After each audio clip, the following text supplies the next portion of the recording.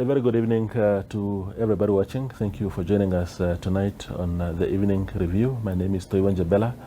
Tonight we are out of studio. We are speaking from Wandangwa to the Chief Executive Officer of NORED, that is the Northern Electricity Distributor, Mr. Silvester Wayiti. And we are here to engage him on his work, the vision of the company, and the challenges, of course. Thank you very much, CEO, for making time. We appreciate it. Thank you for hosting us.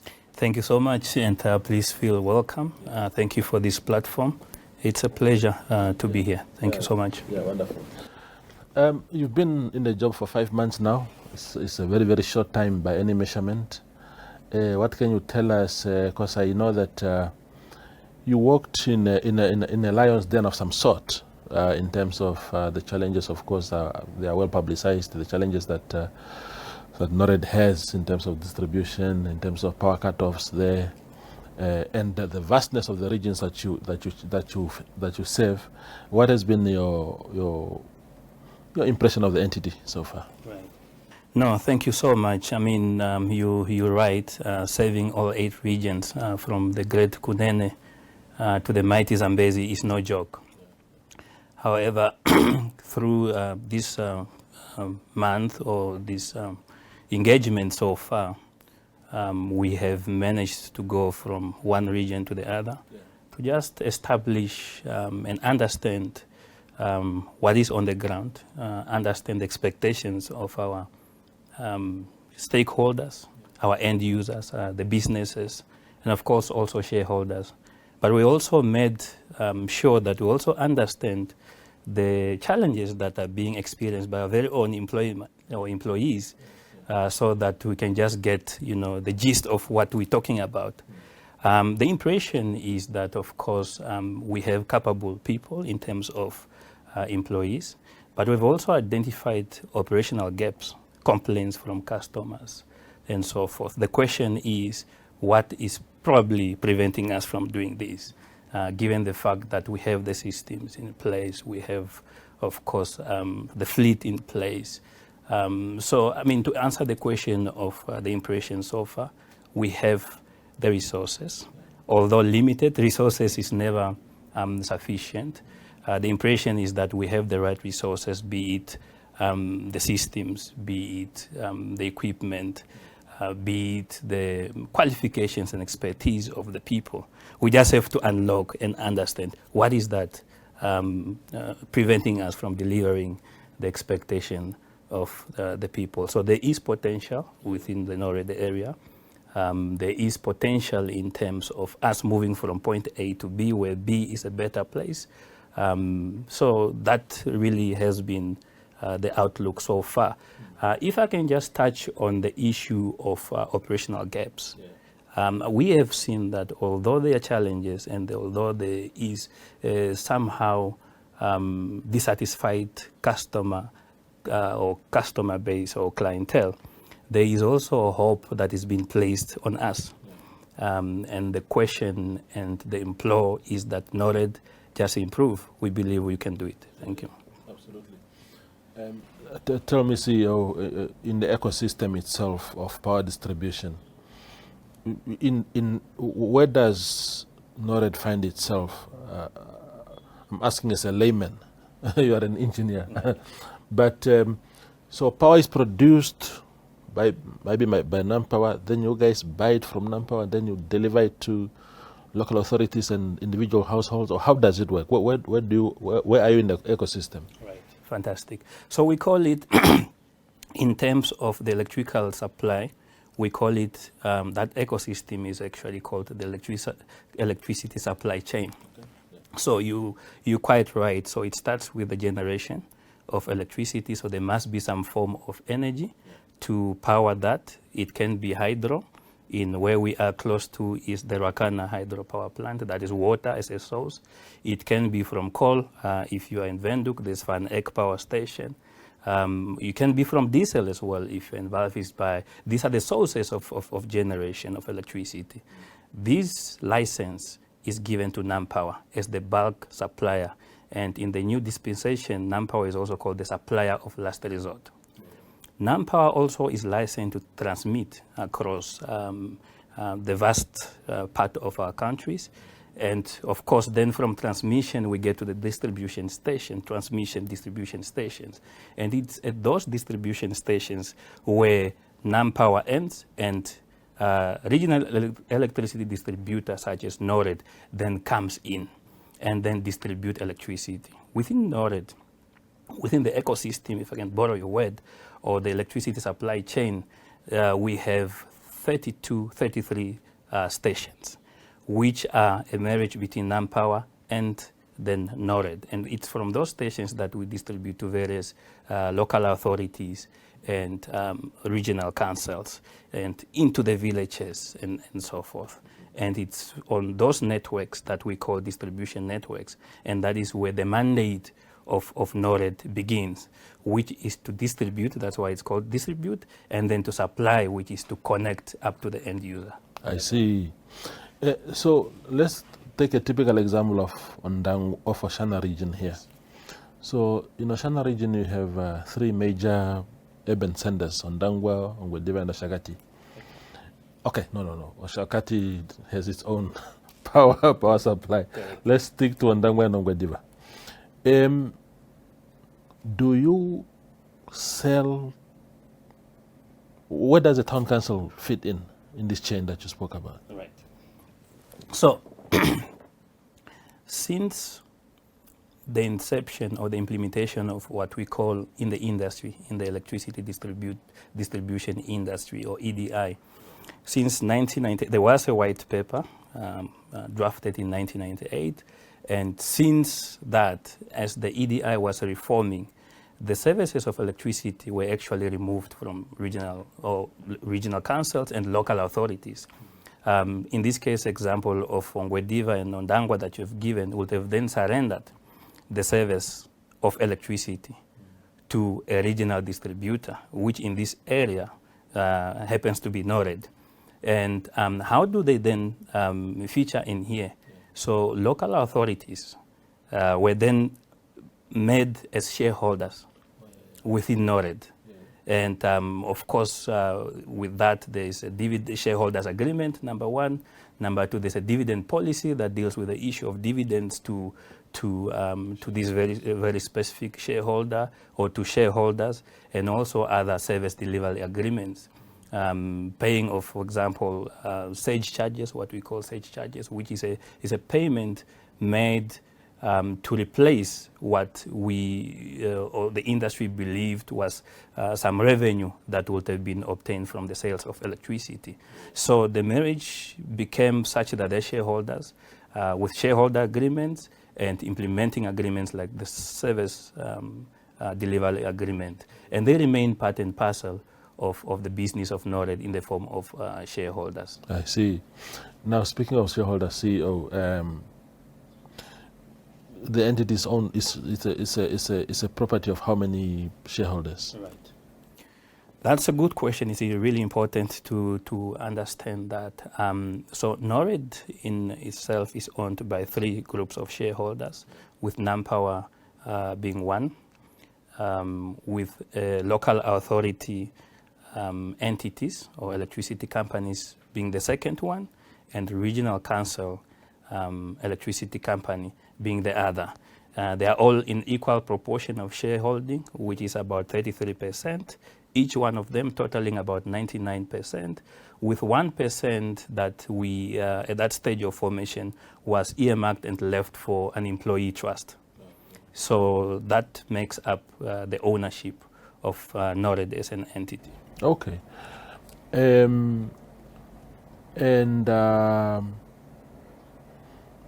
The yeah, so I get that.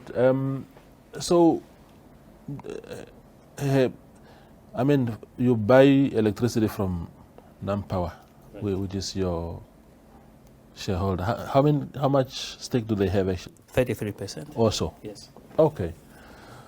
So if you default, what happens? You are if you default from your father, because NamPower is your father also. Right. What happens in that case? That's a very interesting question. Yeah, as much as NamPower is the father, but also this whole business is run on business principles. Of course, someone must pay for that cost. So we run our business such that it's run in a way that it's sustainable. It's run in a way that we are able to ensure that we collect sufficiently also from our customers, just in time, so that we are able to pay for manpower, because the issue here is to ensure sustainability in the supply of energy, and not to talk about reliability and so forth and availability. So if we are found to be defaulting, business principle of course applies. We too pay interest, because manpower as well would have paid interest, because as you know it, the whole country doesn't generate sufficient energy to cover for its own consumption and power needs as a country. So we also, from an importation point of view, as a manpower, have to pay to suppliers elsewhere. So it's very important that that relationship remains a business relationship, because if you default, eventually you could be disconnected. Absolutely. When I was stuttering the previous time, I had a question in mind, and now it came to mind. And that is around, because of course all these entities that forms ownership of NORAD, of course, are state entities. But I know that sometimes there's this tricky argument about subsidiaries of state entities not being seen as state entities themselves. There was this huge argument, of course, at NAMCOR they have a subsidiary there. Right. And of course, it was during court arguments. Lawyers can say whatever they want, but part of the argument was that we are not a state entity, and therefore, because we're not created by an act of parliament, so we don't answer to parliament, we don't account to parliament. When there was a strike here, I can't remember when it was. And that, around February, end February to beginning March. Yeah, absolutely. You were not here as CEO. But we saw, for example, the Minister of Labour in the media coming here to sort of bring the parties together and to unlock the deadlock. Typically, how, because yeah, it raised those questions to say, but this is not really a state entity, so why do we have a minister coming here and whatnot? How do you describe where do you locate the company in that ecosystem again? Sure. No, that's an interesting question, and thank you so much for that. For us, we see, and this is what I try to tell the team, that however you want to place this company, yes, it's a private entity by formation, by incorporation, formed through the Companies Act, but whether we want it or not, we do get support from government. We are owned by second tier or third tier levels of government, if you so wish, and by extension, really. And we're serving a common end user, which is the people. And if you look at the money that we get, it's from the people. It's public money when you look at the support that we at times get from the Ministry of Industries, Mine and Energy, for instance. So I'm saying, and we are of the belief that is only a matter of time, number one, that will eventually fall. In fact, as part of the electricity distribution industry reform, there are phased approaches to eventually be classified under PEGA. This is the drive, perhaps in a 3-5 year horizon, at least as far as we understand. Not so long ago, I believe on the 4th of August, we became some of the entities that were included, to be to apply or to be compliant to the Public Procurement Act of 2015. So all these signs are actually pointing towards the incorporation of eventually becoming sort of responsible to the respective or line ministries, as I read. So where do we find ourselves? We find ourselves in a situation of, I believe, transformation or change to eventually join line ministries and so forth. And it's for the reason that I've mentioned, that there is continuous interest from government for us to deliver. There are roles that we play that are all geared towards realizing our national development plans, our various visions and Vision 2040, so forth and so on. Now, we become an enabler for government objectives. And therefore, I see ourselves as just being in a transition to eventually, partake as full stream responsible for various line ministries, and in our case, potentially the Ministry of Industries, Mines and Energy. Absolutely.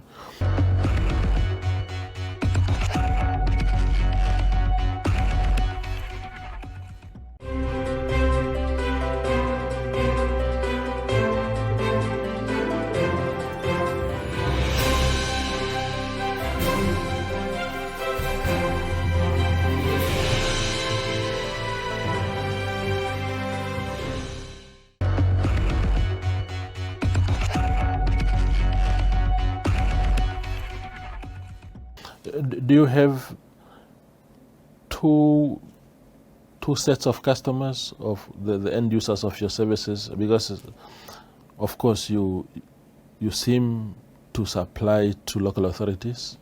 Right. I remember, for example, that in Rundu there's a lot of disconnections that take place accruing from the town council owing NORAD.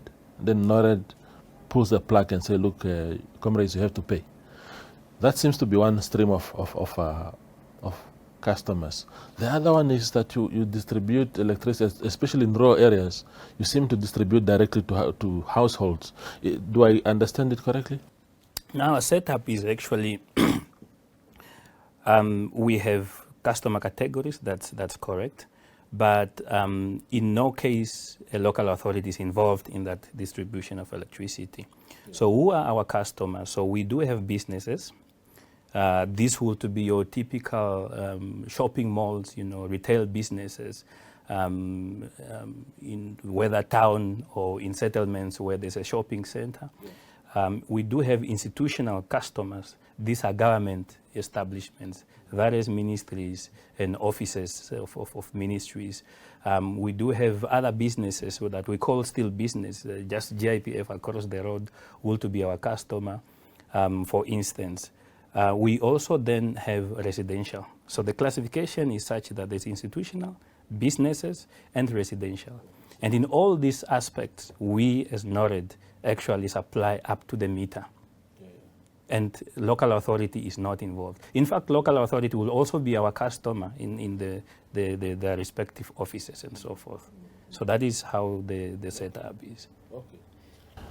How are you dealing, Mr. Wayiti, with issues of efficiency? I had a person that approached me some months ago. Because, of course, when you are in the media space, people perceive you to also have contact with people. Right. And it was just an ordinary member of the public who came to me and said, guys, they were not even asking me to write an article about NORAD. They were saying they applied for a quotation, just a quotation, for a village home there to say how much would it cost us to bring electricity to our home in the village. And that guy was calling me maybe 4 months later saying they have not had a response to that. Right. That is a serious efficiency thing. Are you aware of some of these even inefficiencies when you came in, and how are you attending to them? Right. No, that is it's a burning question. You're right, Tate Toivo. In all our engagements with the customers, this issue has come out. We do acknowledge, firstly, that we have got long waiting periods in terms of even offering a quotation. We do acknowledge that we have long waiting periods in actually connecting that customer. We do acknowledge that we have quite a number of backlogs in terms of this. So the pertinent question becomes, but what are we doing about it? This is one of our biggest challenges, believe you me, and if we can address it, we will be going closer and closer to satisfying our customers and the outlook they have for NORAD. So the first thing we're doing and we have done is identifying the backlogs for each and every applicant and putting a timeline to it in terms of how delayed are we. Because we do have, as an industry, a measure of when a certain connection must be made. If it's just a house connection, low voltage connection, how long should we take to connect? If it includes a medium voltage, this simply means it's an overhead line with a transformer on it and before it goes into the house. How long should we take? So we're classifying that and measuring the backlog behind it. That's number one, identification of this customer so that we are aware and we know about it. Secondly is inventory management. We are devising and we devised procurement methods that are working towards bulk procurement of key material. If you look at what is really delaying us, is the issue of meters, issue of cables, issue of transformer waiting time. And of course, the other aspect, in addition to bulk equipment buying based on the backlog, and of course financially allowable in terms of cash flow, is the use of historical data.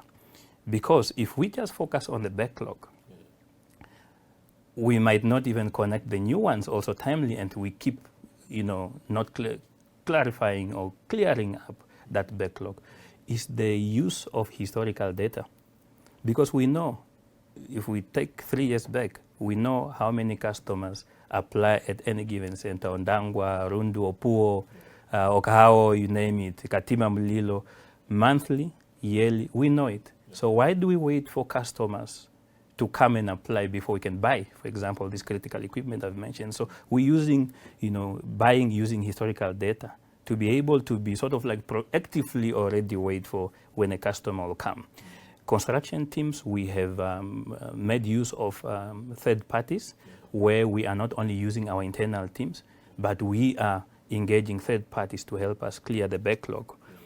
Another thing that contributes, as we have seen it, is fleet that is shared between our operational teams and new connections.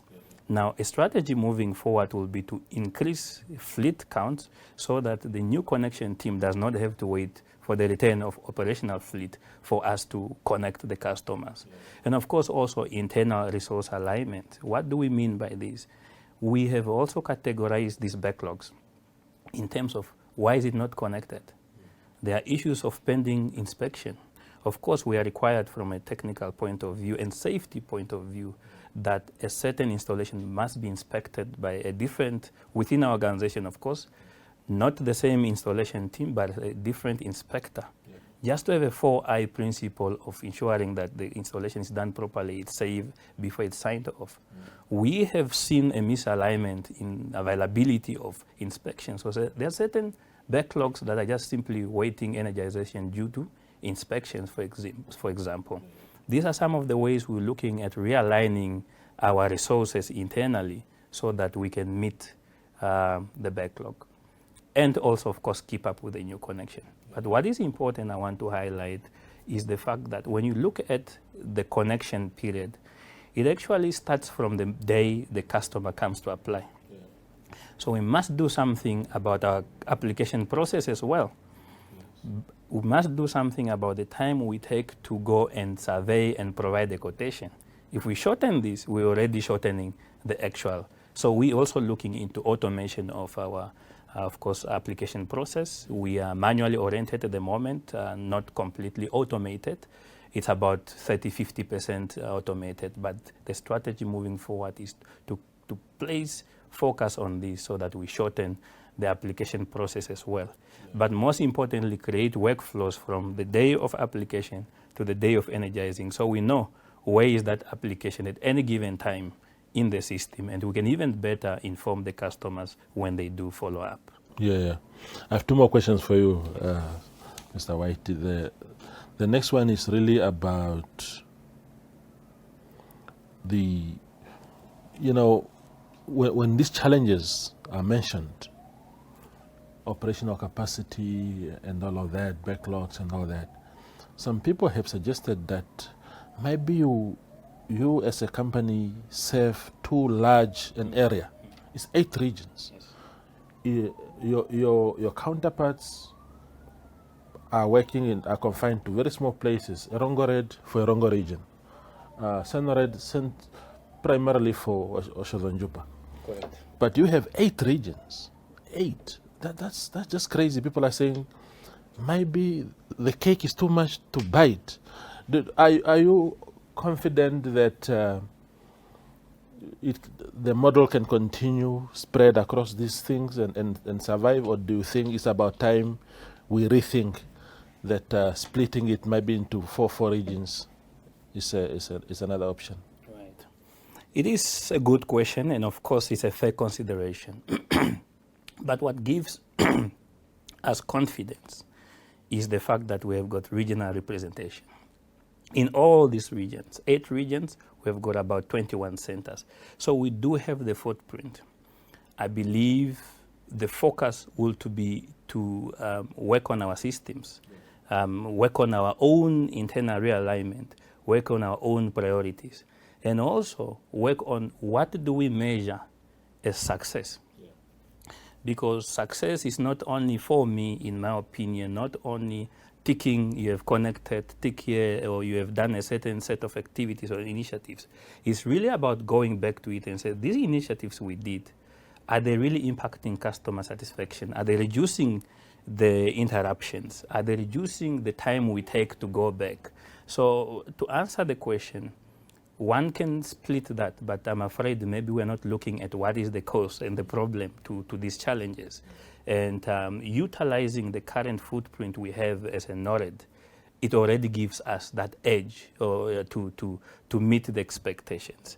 Really, I'm confident that that could not be the solution, but to go back to the drawing board, understand our customers' needs, constantly and continuously engage with them, and measuring right. And it's about measuring the outcomes, revisiting this, and really going to the basics. And I'm confident that customer satisfaction, service delivery will to be improved by doing just that.